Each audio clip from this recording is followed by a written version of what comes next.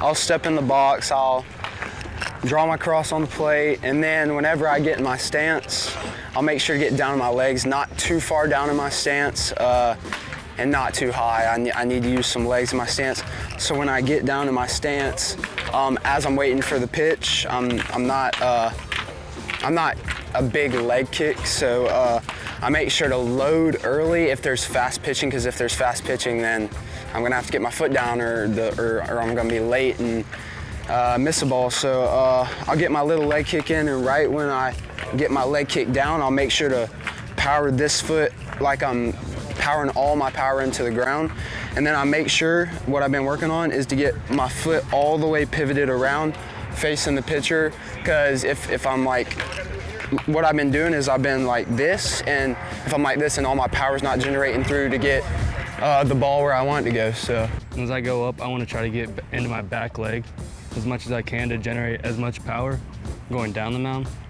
So when I get up here, I take my time getting the power, and then I start to push off and get my butt going towards the plate. And then having like the turn like helps hide the ball, so it's hard for the hitter to see it. The different grips, so they don't know what's coming. And I think just using the lower and like core gets as much power as I can to generate the speed and like movement that I throw with. So first is my four seam right here. And this is basically the pitch I can throw the fastest, and sometimes you get a cutting action, not much, but it's always, I can rely on it for a strike. And it's basically just straightforward four seam fastball. And I go to my two seam, which over the past couple weeks has provided, like the past couple months, I've got better and better with the movement and like placing it. So I just like get the action into a righty or away to a lefty to create still high speed, but not as high, but movement with it to keep them off balance.